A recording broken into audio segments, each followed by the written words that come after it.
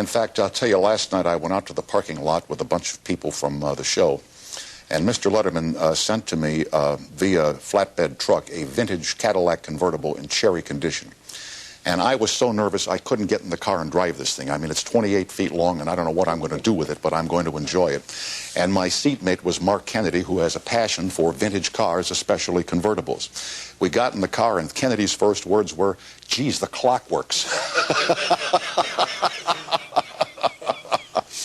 So, David, thank you for your kindness to me. I want to talk here for a second or two about Bruce McKay, who is the producer of this program, who has been with me now for 25 years and more on The Tomorrow Show and here at the Late Late Show at CBS. Let it be said that in our younger years, Mr. McKay and I took on all comers, if you catch my drift. There was a time when Mr. McKay and I were convinced we could drink all they distilled. But we gave that notion up years and years ago and have now faded happily into what Brokaw called geezerdom last night.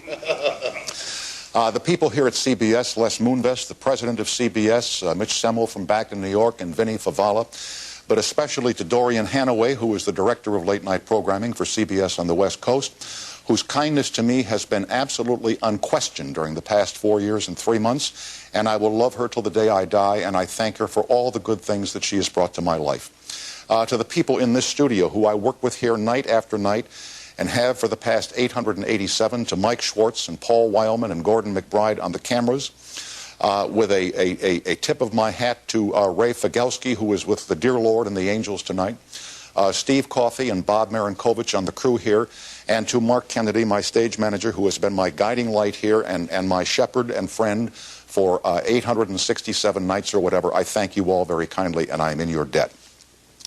May I also thank all of you who called me today, especially those of you who got the machine. I could see people all over the country, their secretaries saying, "It's the machine, take it," you know. They don't have to talk to the son of a gun. And finally, may I thank you who have watched me and listened to me on radio and television for over 25 years in this country. You're great people to work for in this time period because you get it and because you understand it and because your curiosity and your interest in things surpass those of people who watch in other day parts. I am convinced of that. You know, you and I didn't get the greatest time period in the world. We got stuck with 1 o'clock in the morning. We don't get as big a crowd as they generate at 9 o'clock at night or at 11:30. In my particular case, we haven't won this time period against the competition in the 4 years plus I've been here. But I think we've had a wonderful time together, having fun and learning things about ourselves and about the world. Now, I promised you here on the last night that I would resolve a couple of things. You know, I was going to talk about some people I don't like, which I'm not going to do. But I want to resolve the Larry King thing, because over the past year or two here, I've made these comments about the thing that I like most about Larry King. The two things I like most are his face. Larry King, you say, well, why are you on Larry King's case? And I'm going to tell you why, okay?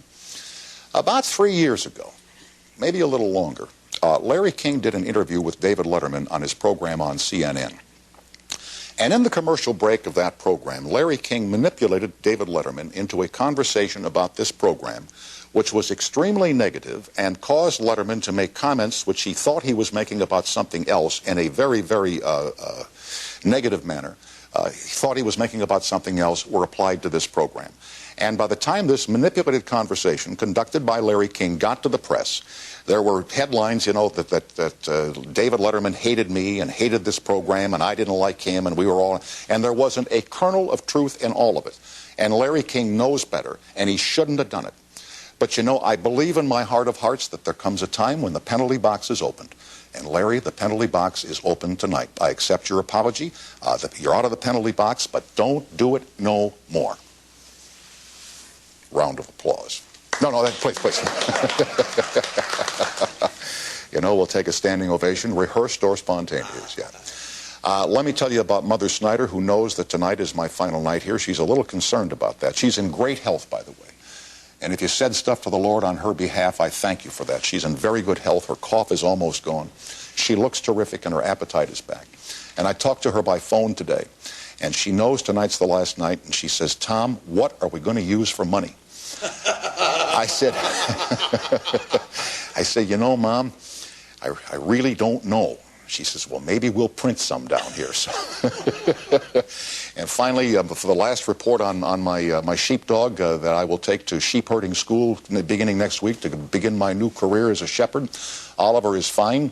I give you his photograph today, freshly groomed and delightfully out of focus as only I could have taken it. So that is all I have, except I do want to thank two people who are the last faces I see here every night before I come before you.